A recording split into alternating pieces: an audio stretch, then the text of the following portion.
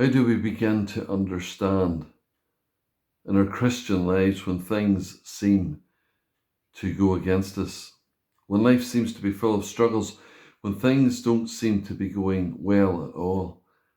Thinking today about the life of a man in the Bible called Joseph. Of course, young man, 17 years of age, hated by his brothers and sent into slavery. They hoped to get rid of the problem that they had with him. Poor Joseph, over the next years, becomes a victim, first of all, working in a household where he's wrongly accused of doing wrong, ends up in prison, and life must have seemed to him, how did I end up here? But God had his purposes, his plans. Eventually, Joseph released from prison. Joseph made the second in command in the superpower, Egypt, this large nation, this powerful nation. He ends up as the second in command, the prime minister. And of course, the rescue begins as the famine comes of his own family, his own brothers who had sent him into slavery in the first place. Joseph shows grace to them, shows love to them, forgiveness to them. Eventually, they all come, they live with him, they're rescued, their families are rescued. And we come to the part of the story where the father, Jacob, dies, and then the brothers again become worried, wondering, will Joseph now repay them for what happened to each of them? God's working out his sovereign purposes, not only for Joseph, the brothers, his father, and all that family connection, but God in the midst of this is working out his sovereign purpose for the nation, for the children of Israel, that one day he is going to take them from that land after building them up into a mighty nation and taking them to the land of promise. When we break in at Genesis chapter 50, reading this section here from verse 15 today, and it says, when Joseph's brothers saw that their father was dead, they said, it may be that Joseph will hate us and pay us back for all the evil that we did to him. So they sent a message to Joseph saying, your father gave this command before he died. Say to Joseph, please forgive the transgression of your brothers and their sin, because they did evil to you. And now please forgive the transgressions of the servants of the God of your father.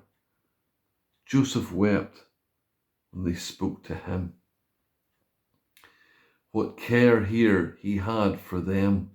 But as the story goes on, his brothers also came and fell down before him and said, behold, we are your servants. But Joseph said to them, do not fear, for am I in the place of God? Of course he wasn't. It's God who would ultimately judge for whatever had taken place. But in verse 20, this key verse, as for you, you meant evil against me, but God meant it for good, to bring about that many people should be kept alive as they are today. As for you, you meant it for good, or for evil against me, but God meant it for good, to bring about that many people should be kept alive as they are today.